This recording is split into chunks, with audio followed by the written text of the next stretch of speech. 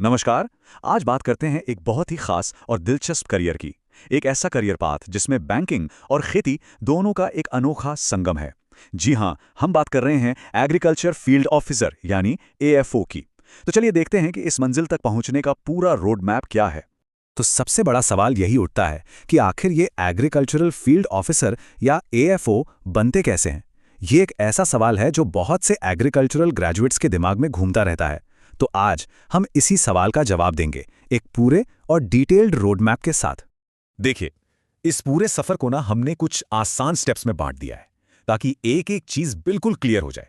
मतलब तैयारी शुरू करने के ख्याल से लेकर फाइनल सिलेक्शन तक हर छोटी बड़ी बात पर गौर करेंगे। ठीक है, तो सफर पर निकलने से पहले ये जानना तो बहुत जरूरी है कि हमारी मंजिल आखिर है क्या। मतलब एक एएफओ का रोल क्या होता है, काम क्या करना पड़ता है। चलिए सबसे पहले इसी को समझते हैं। अगर बिल्कुल आसान भाषा में कहें तो एक एग्रीकल्चर फील्ड ऑफिसर सरकारी बैंकों में एक स्पेशल ऑफिसर होता है। उनका मेन काम क्या है? बैंक का जो भी एग्रीकल्चर से जुड़ा लोन का काम है उसे संभालना और उसे बढ़ाना। एक तरह से ये बैंक और किसान के बीच का सबसे जरूरी पुल है। तो आखिर एक एएफओ रोज करता क्या है? देखिए, इनकी जिम्मेदारियां काफी बड़ी हैं।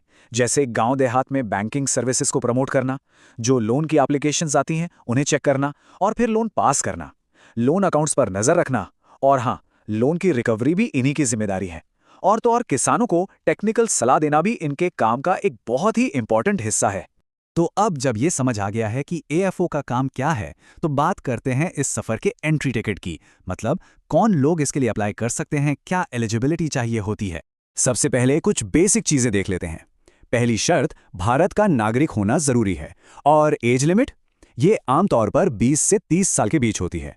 हाँ, कुछ कैटेगरीज के लिए उम्र में छूट भी मिलती है। लेकिन इन सबसे ज्यादा जरूरी और एक नॉन नेगोशिएबल शर्त जो है वो है एजुकेशनल क्वालिफिकेशन। क्योंकि देखिए, ये एक स्पेशलिस्ट पोस्ट है तो इसके लिए पढ़ाई भी स्पेशल ही चाहिए होगी, है ना।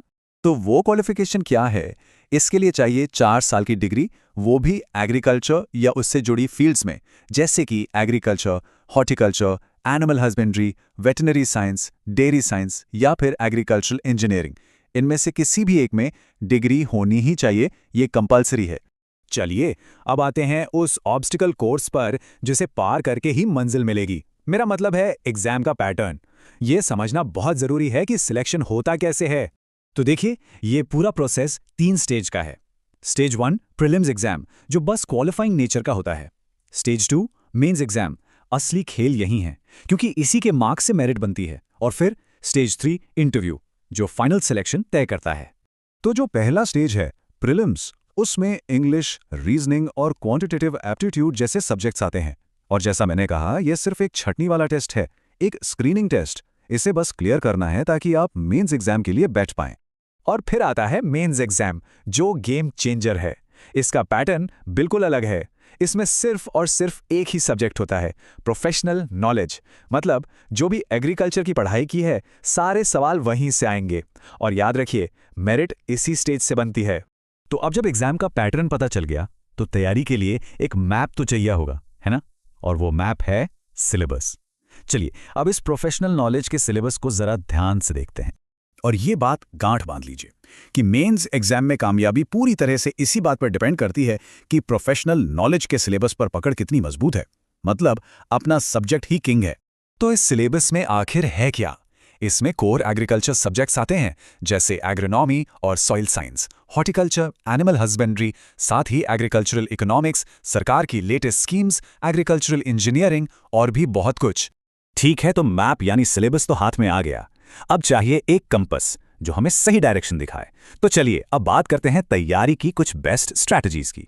सबसे पहली और सबसे जरूरी स्ट्रैटेजी वो है अपने बेसिक्स को एकदम पक्का करना। मतलब जो कुछ भी ग्रेजुएशन में पढ़ा है ना, उन कॉन्सेप्ट्स को अच्छे से रिवाइज कर लीजिए। क्योंकि अगर बिल्डिंग की नींव मजबूत होगी तभी तो वो टिकेगी। सही कहा ना। दूसरी स्ट्रैटेजी है प्रैक्टिस, प्रैक्टिस और बस प्रैक्टिस। लगातार मॉक टेस्ट सॉल्व करना बहुत बहुत जरूरी है। इससे क्या होता है, एक तो स्पीड बढ़ती है, गलतियां कम होती हैं, और सबसे बढ़कर एग्जाम के प्रेशर में टाइम कैसे मैनेज करना है इसकी आदत पड़ जाती है। और ये प्रीलिम्स और मेंस दोनों के लिए ही क्रूशियल है। और अब आती है हमारी तीसरी और शायद सबसे इंपॉर्टेंट टिप, खुद को अपडेटेड रखना। देखिए, सिर्फ किताबों से काम नहीं चलने वाला। एग्रीकल्चर में क्या नया हो रहा है, सरकार कौन सी नई स्कीम्स ला रही हैं, बैंकिंग सेक्टर में क्या चल रहा है, इन सब पर नजर रखना एग्जाम और इंटरव्यू दोनों के लिए ही बहुत जरूरी है। तो ये था एएफओ बनने का पूरा रोड मैप, भूमिका को समझने से लेकर तैयारी की रणनीति तक। अब सवाल बस ये है कि इस चुनौती के लिए कमर कस ली जाए।